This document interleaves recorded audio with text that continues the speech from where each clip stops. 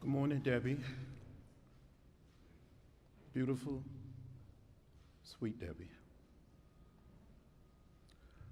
Good morning, my beloved brothers and sisters. John would like for us to say good morning.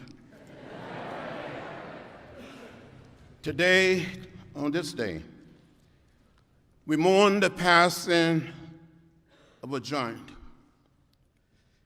He was not just a man, but somehow, and some way, John Dingell stood ahead of all of us. Broad shoulders, tall, and determined. He was a man people admired.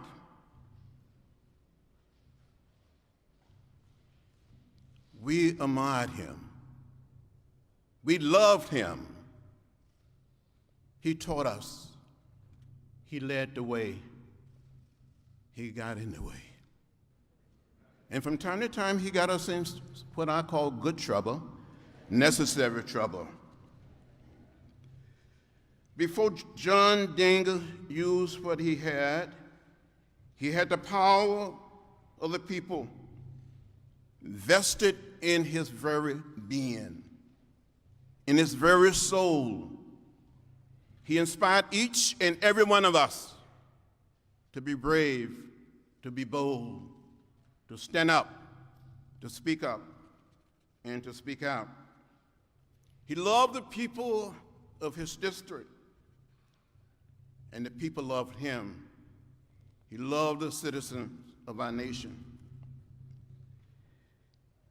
It was not for him, his election, a road to the Senate or the White House.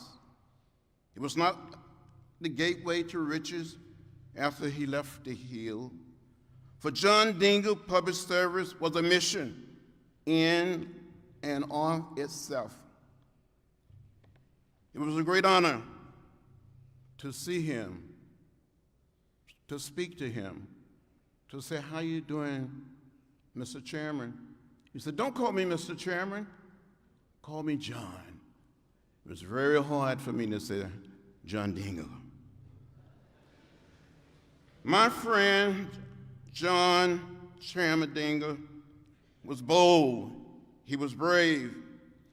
The success of 59 years sounds so easy when we list all of his accomplishments.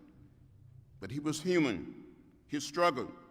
He experienced challenges. About 10 years into his career, President Lyndon Johnson sent the Civil Rights Act of 1964 to the floor of the House. The issue of race were at the forefront of the nation. After the historic March on Washington in 1963, Dr. King spoke about the dream of a true democracy. And I demanded on behalf of the young people, wake up, America, wake up. I didn't know any better. I had all of my hair, a few pounds lighter, and much younger. John voted for the bill as an act of conscience. He believed it was the right thing to do, but he was facing a very, very tough re-election. The issue of race was dividing our country, and the Michigan State House slated him for destruction by cutting a large population of African American out of his district. He was facing a Polish American like himself who had voted against the bill. John did not run from his decision or try to explain away his vote. He stood on the courage of his conviction and won that primary by 5,000 votes. People respect you when you stand up for what you believe. They may not always like what you decide, but they know they can trust you to do what you believe is right. And that counts for a great deal in the minds of the people who supported John Dingell. John Dingell, this man, this brave, bold man, loved the people, and the people loved him back. I remember on one occasion traveling to his district. The people showed him so much love and so much respect. He defended them like they were members of his own family. And they trusted him with their lives for 59 years. John was a good and noble man. The most important lesson John can teach us is that the passion and power of love never fails. Technology will change and pass away. Ambition will spark like a flash in a pan, but grow into a bonfire that consumes all it touches. Even knowledge one day will cease. But John knew that love is everlasting. He loved the house. He loved America. He loved his family. We can learn from the love and the compassion of John Dingell. He realized that our work as members of Congress is not a job. It is a calling.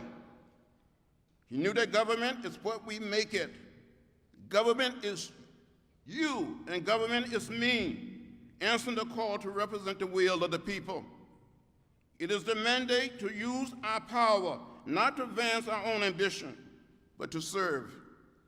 My beloved brothers and sisters, let me say again to his sweet Debbie,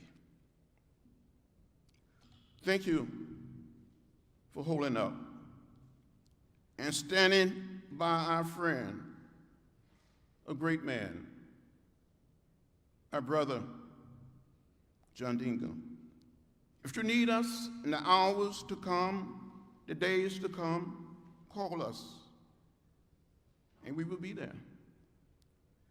And let me say again to my friend,